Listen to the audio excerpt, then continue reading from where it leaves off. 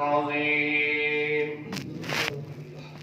ترجمہ: قال فرمائے گا، ادخلوا داخل ہو جاؤ، فی امم اور امتوں میں، قد بے شک خلت گزر چکی، من قبلکم تم سے پہلے، من الجن جنوں میں سے، والانس اور انسانوں میں سے، فی النار آگ میں، کلما پس جب داخل ہوں گی، امتن کوئی امت، لعنت کرے گی اختہا دوسری پر، حتیٰ یہاں تک، اذا ادارکوا جب گھس جائیں گی، فیہا اس میں، جمیعا ساری، قالت کہے گی، اخراہم پچھلی، لأولاہم اپنی پہلی کے لیے، ربنا اے ہمارے رب، ہؤلائی یہی وہ لوگ ہیں، اضلونا ہمیں گمراہ کیا، فآتہم پس انہیں دے، عذاب ضعفا دنا، من النار آگ میں سے، قالا فرمائے گا، لکل ہر ایک کے لیے، ضعف دگنا ہے، ولکن لا تعلمون لیکن تم جانتے نہیں ہو، وقالت اور کہے گی، لأولاہم پہلی، لأخراہم دوسری کے لیے، فما کان لکم پس نہیں ہے تمہارے لیے، علینا ہم پر، من فضل کوئی بڑائی، فذوقوا العذاب پس چکھو عذاب، بما کنتم تکسبون بسبب اس کے جو تم کرتے تھے۔ آیات کا ماقبل آیات کے ساتھ ربط اور تعلق یہ ہے کہ وہ لوگ جو دنیا میں اللہ کی سچی باتوں پر یقین نہیں کرتے تھے، جب اللہ کے فرشتے ان کی روح قبض کریں گے تو ان سے پوچھا جائے گا کہ آج آپ بہت مشکل میں ہو، پریشانی میں ہو، لہذا تم جنہیں دنیا میں اللہ کے ماں سوا ان کو مشکل کشا اور حاجت روا مانتے تھے، تم ان کی عبادت اور بندگی کرتے تھے، تو آج وہ کہاں ہیں؟ وہ آئیں اور تمہاری مشکلات کو دور کریں۔ تو یہ کہیں گے کہ جناب وہ تو ہم سے دور ہوگی، لہذا وہ اپنی جانوں پر اس بات کا اقرار کر لیں گے کہ انہم کانوا کافرین، کہ بے شک وہ کافر ہیں۔ جب اقرار کر لیا کفر کا تو پھر قالا اللہ فرمائے گا ان سے، ادخلوا داخل ہو جاؤ، فی امم امتوں میں، اور امتوں میں، قد خلت من قبلکم بے شک جو گزر چکی، داخل ہو چکی تم سے پہلے، من الجن والانس جنات میں سے بھی تھی اور انسانوں میں سے بھی تھی۔ کس میں داخل ہو جاؤ؟ فی النار آگ میں داخل ہو جاؤ، اس لیے کہ تمہیں جب دنیا میں اس صورتحال سے آگاہ کیا جاتا تھا تو تم مزاح کرتے تھے، اس کو کھیل تماشا سمجھتے تھے، اور یہ کہتے تھے کہ آخرت کی زندگی کوئی زندگی نہیں ہے، مرنے کے بعد دوبارہ اٹھنے کا خیال باطل ہے، لہذا جو کرنا ہے اس دنیا میں کر لو، جب مر جائیں گے مٹی میں مل جائیں گے تو پھر یہ بات ختم ہو جائے گی۔ تو اب اللہ ان سے فرمائے گا کہ جیسے تم دنیا میں کرتے تھے نا، تمہیں کہا جاتا تھا، سمجھایا جاتا تھا، نہیں سمجھے، لہذا اب تم اس آگ میں داخل ہو جاؤ۔ اب ظاہری بات ہے کوئی آدمی اپنی مرضی سے تو آگ میں داخل نہیں ہوگا، لہذا ان کو زبردستی آگ میں داخل کر دیا جائے گا۔ تو وہ جو آگ ہے نا وہ آخرت کی آگ ہے، دنیا کی آگ نہیں ہے۔ ویسے اگر کہیں پر خدا نخواستہ آگ کے شعلے بلند ہو رہے ہوں تو وہ بڑا دہشتناک اور خوفناک منظر ہوتا ہے۔ تو جہاں آگ ہی آگ ہوگی، اس پوری جہنم کو گویا وہ ایک آگ کا تندور ہوگا، تو وہ انسان سوچ نہیں سکتا کہ کیا کیفیت اور کیسے حالات ہوں گے۔ اس لیے اللہ فرمائے گا فی النار، آگ میں داخل ہو جاؤ۔ کلما دخلت امت لعنت اختہا، اب جب ہر امت اور امت میں سے وہ لوگ جو اللہ کے باغی، اللہ کے نافرمان، اللہ کے دشمن تھے، انہیں جب اس جہنم میں داخل کر دیا جائے گا نا، تو جب اس جہنم میں پہنچیں گے تو دیکھیں گے یہاں تو بہت سارے لوگ ایسے ہیں جن کو ہم جانتے تھے، جن کو ہم پہچانتے تھے، جن کے ساتھ ہمارا دنیا کا بڑا تعلق تھا، لہذا یہ جب جہنم میں داخل ہوں گے تو داخل ہوتے ہی یہ اپنے پیاروں پر دنیاوی اعتبار سے جن سے انہیں بڑا قرب، بڑی محبت تھی، ان پر لعنت کرنا شروع کر دیں۔ تم پر لعنت ہو، تم پہ، یعنی لعنت سے مراد یہ ہے کہ برا بلا کہنا شروع کر دیں، کوسنا شروع کر دیں گے، ایک دوسرے پہ لعنت کریں گے۔ حتی اذا دارکوا فیہا جمیعا، پھر یہ ہوگا کہ سب کے سب کو جہنم میں داخل کر دیا جائے گا، جو لعنت کر رہا ہے اسے بھی، جس پر لعنت کی جا رہی ہے اسے بھی۔ انسانی فطرت اور مزاج یہ ہے نا کہ بعض مرتبہ انسان جب غلطی کرتا ہے تو وہ اس کو اپنے سر نہیں لیتا، وہ کوشش یہ کرتا ہے کہ اس کو دوسرے کے ساتھ تھوپ دیا جائے، وہ اس سے بری ہونے کے بارے میں سوچتا ہے اور وہ یہ کہتا ہے کہ میں اس غلطی سے جو ہے وہ بری ہو جاؤں، میں اس سے برات کا اعلان کر دوں۔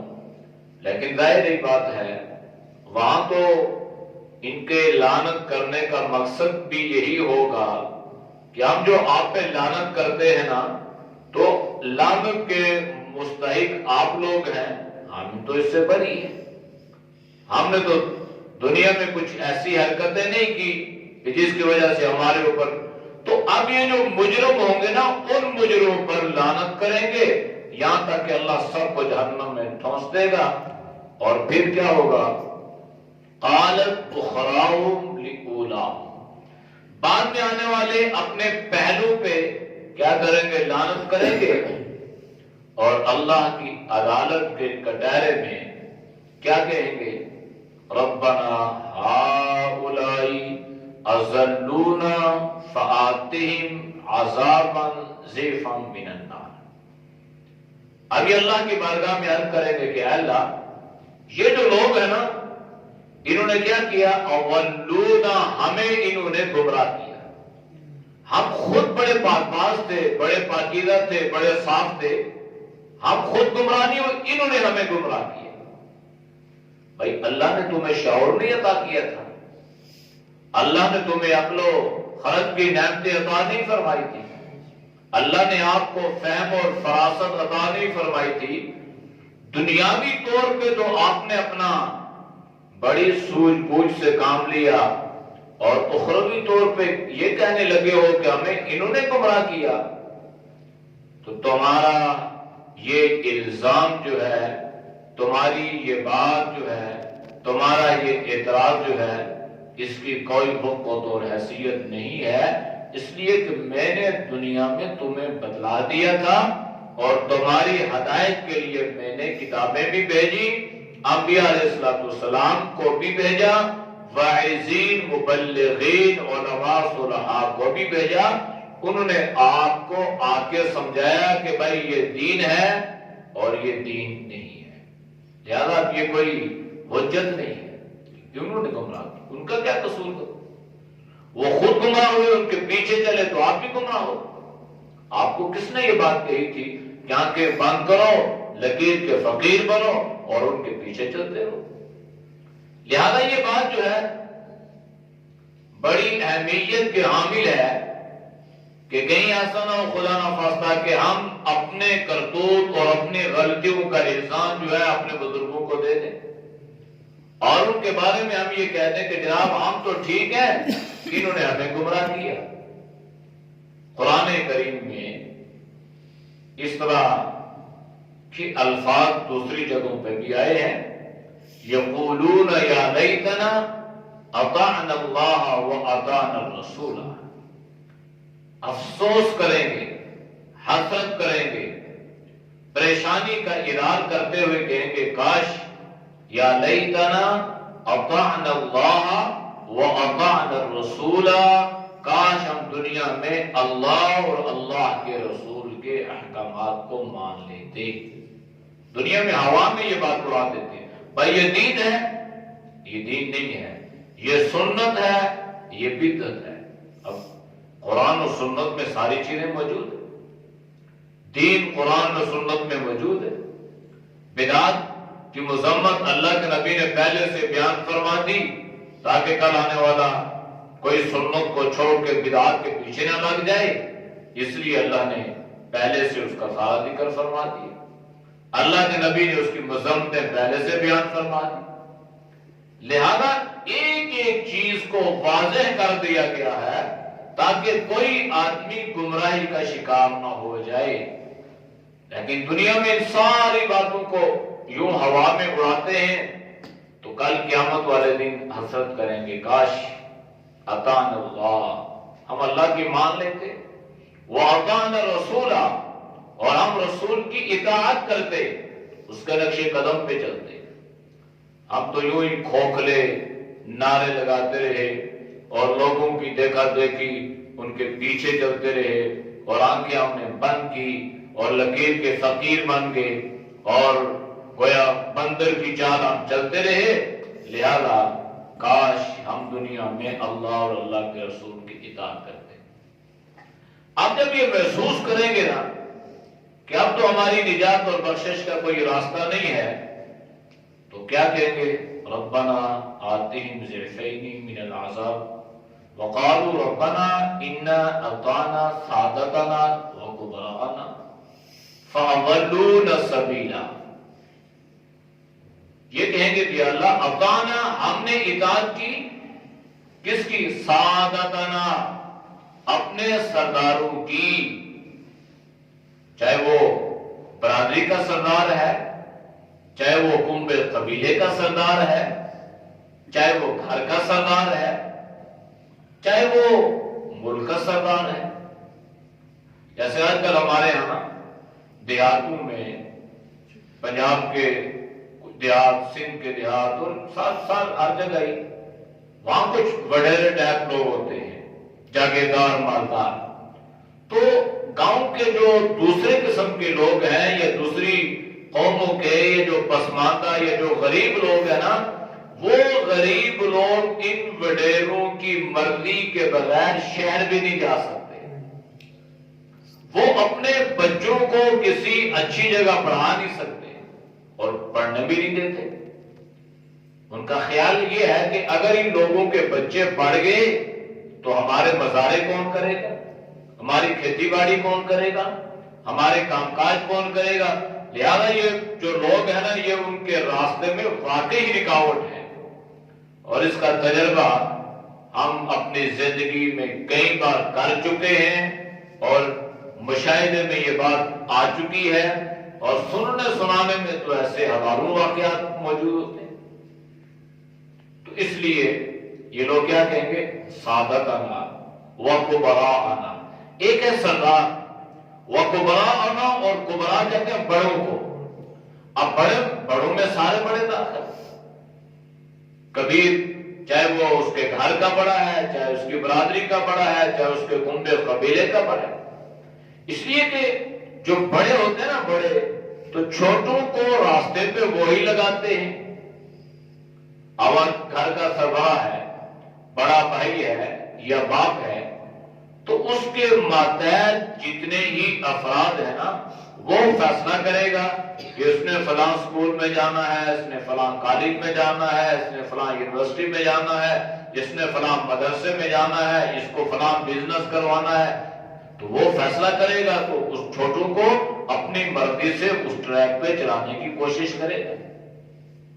لہذا جب یہ لوگ دیکھیں گے کہ اللہ تو ہمارے لیے بچاؤ کا کوئی راستہ نہیں ہے، تو فوراً اپنا الزام ان پہ تھوپیں گے اور کہیں گے کہ اللہ ہمارے یہ بڑے تھے، ہمارے یہ سردار تھے، ہمارے یہ بزرگ تھے، ہم ان کی بات مانتے رہے، ان کا کہنا مانتے رہے، تو کیا ہوا؟ فَأَضَلُّونَا السَّبِيلَا، ہم خود گمراہ نہیں ہوئے، انہوں نے ہمیں راستے سے ہٹا دیا۔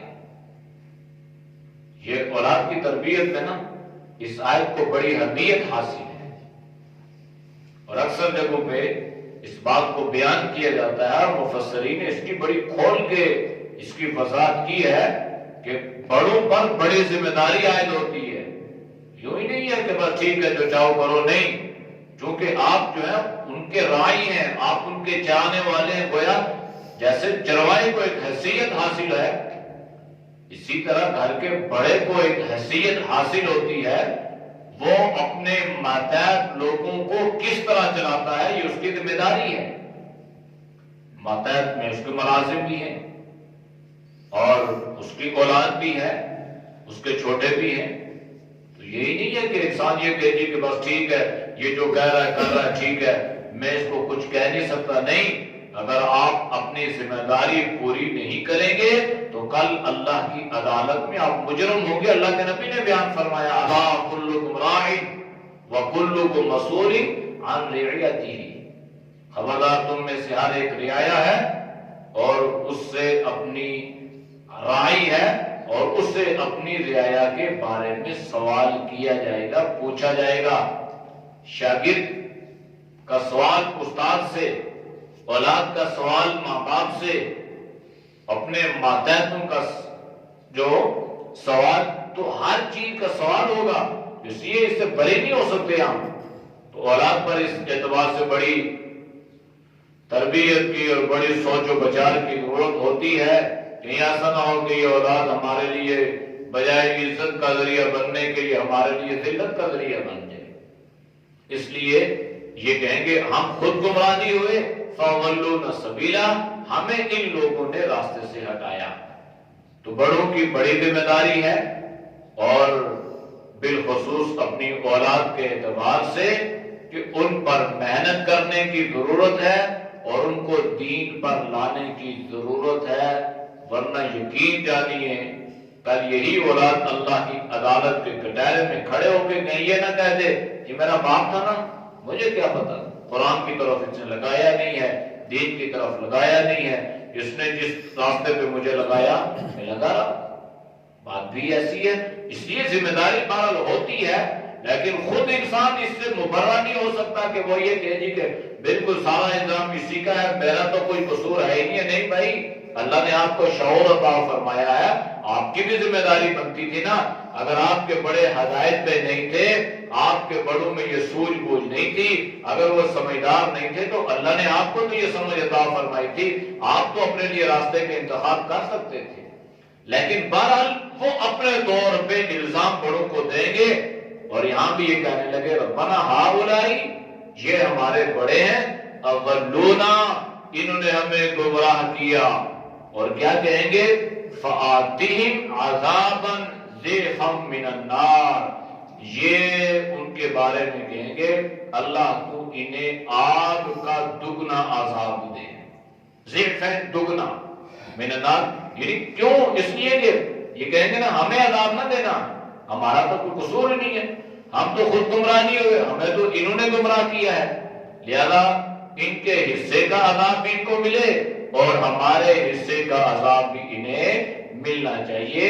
اس لیے یہ کہیں گے تو اللہ کیا فرمائے گا، انہیں تو ملے گا ہی ملے نا، قال لِكُلٍّ ضِعْفٌ وَلَٰكِن لَّا تَعْلَمُونَ، اللہ نے فرما دیا انہیں تو ملے گا لیکن تم بھی عذاب سے بچ نہیں سکتے ہو، تمہیں اتنی سمجھ آ گئی کہ ہم خود گمراہ نہیں ہوئے، انہوں نے گمراہ کیا، تو تو کیا تمہیں دنیا میں اس چیز سے آگاہ نہیں کیا گیا تھا؟ کیا دنیا میں تمہیں بتلایا نہیں گیا تھا؟ کیا تمہیں دشمن کی پہچان نہیں کروائی گئی تھی؟ کیا تمہارے لیے پیغمبروں کو نبوت اللہ نے دے کر نہیں بھیجا تھا؟ کیا تمہاری ہدایت کے لیے اللہ نے اپنا کلام تمہیں عطا نہیں کیا تھا؟ اگر دنیاوی اعتبار سے تمہارے اندر ہر چیز کی سوجھ بوجھ پیدا ہو سکتی تھی اور ہوئی، تو اخروی اعتبار سے پیدا نہ ہوئی، لہذا ان پر الزام لگانا یہ درست نہیں ہے۔ ان کو بھی عذاب ملے گا، لیکن تم بھی عذاب سے بچ نہیں سکو گے اگرچہ تم اس بات کو جانتے نہیں ہو۔ وقالت، اور کہے گی، لِأُولَاهُمْ، دوسری پہلی، لِأُخْرَاهُمْ دوسری کے لیے، پچھلی کے لیے، ایک دوسرے پر۔ حالانکہ اگر ایک دوسرے پہ لعنت بھی کرے گی، ایک دوسرے پر اس کو مجرم بھی ٹھہرائے گی، ملزم بھی بتائے گی، تو اس کا فائدہ دوسرے کو کچھ بھی نہیں ہوگا۔ جیسے دنیا میں ہم کہتے ہیں نا، انتقام لینے کی کوشش کرتے ہیں، مارتے ہیں، تو بھائی اگر تم نے اس کو مروا دیا تو تمہیں کیا فائدہ ہو؟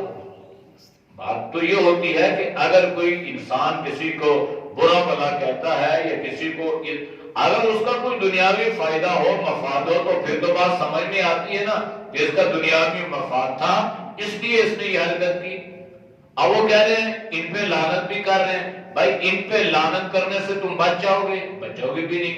تم یہ کہہ رہے ہو کہ انہیں دگنا عذاب دیا جائے، تم بچ جاؤ گے؟ نہیں، تم نہیں بچو گے، تمہیں بھی عذاب دیا جائے گا۔ لہذا یہ ایک اور بات کہیں گے، فَمَا كَانَ لَكُمْ عَلَيْنَا مِنْ فَضْلٍ، کہیں گے ہمارے اوپر تمہیں کوئی فوقیت اور بڑائی حاصل نہیں ہے۔ یعنی فوقیت اور بڑائی تو تم تو دونوں ایک طبقے میں ہو، دونوں کو اللہ نے جہنم میں داخل کر دیا ہے، تم دونوں ایک دوسرے پہ الزام دے رہے ہو، بڑائی کس کی؟ نہ انہیں بڑائی نہ انہیں بڑائی۔ ہاں ایک بات سمجھ میں آ سکتی ہے کہ دنیا میں یہ جو طبقات تھے نا، یہ بعضوں کو بعض پر کوئی دنیاوی اعتبار سے بڑائی یا فوقیت حاصل تھی نا، اب وہ جا کے وہاں پہ کہیں گے کہ جب یہ بھی آگ میں ہے، یہ بھی جہنم میں ہے، یہ بھی سزا میں ہے، تو میں بھی، تو لہذا اسے میرے اوپر کوئی فوقیت یا کوئی بڑائی حاصل نہیں ہے۔ تو اللہ کی طرف سے اعلان ہوگا، فذوقوا العذاب، تم عذاب چکھو، اس لیے کہ بما کنتم تکسبون، دنیا میں جو تم کسب کیا کرتے تھے نا، جو تمہاری کمائی تھی، وہ کمائی ایسی تھی کہ آج تم اس آگ میں جا رہے ہو، تم آگ کے مستحق ہو چکے ہو، تم جہنم میں جانے کے حقدار ہو، اس لیے کہ دنیا میں تمہیں بتلایا گیا تھا، سمجھایا گیا تھا، لہذا اپنے کیے کی عذاب تم جو ہے آج بھگتو اور چکھو۔ اعوذ باللہ من الشیطان الرجیم، بسم اللہ الرحمن الرحیم، قال ادخلوا فی قد خلت من قبلکم من الجن والانس فی النار كلما دخلت أمة لعنت أختها حتى إذا اداركوا فيها جميعا قالت أخراهم لأولاهم ربنا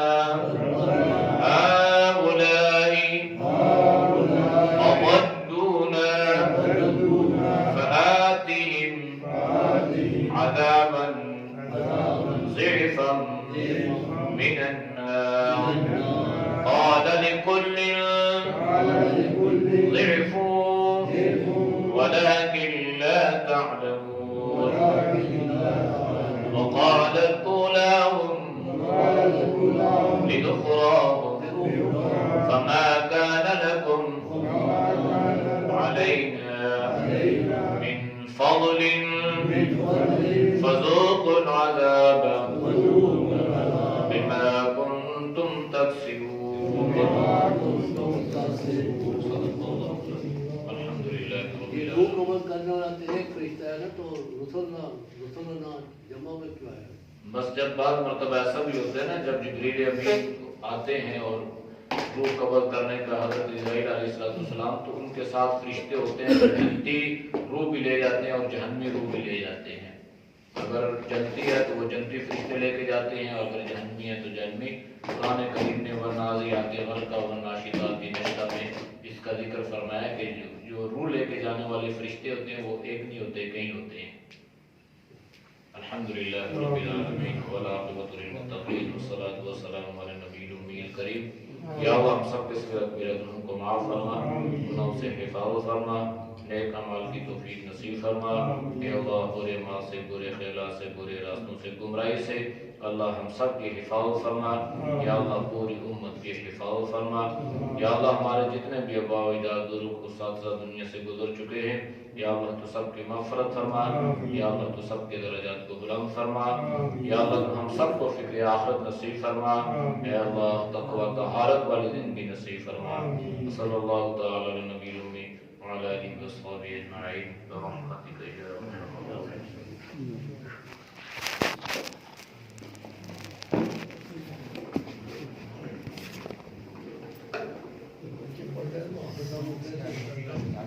Gracias.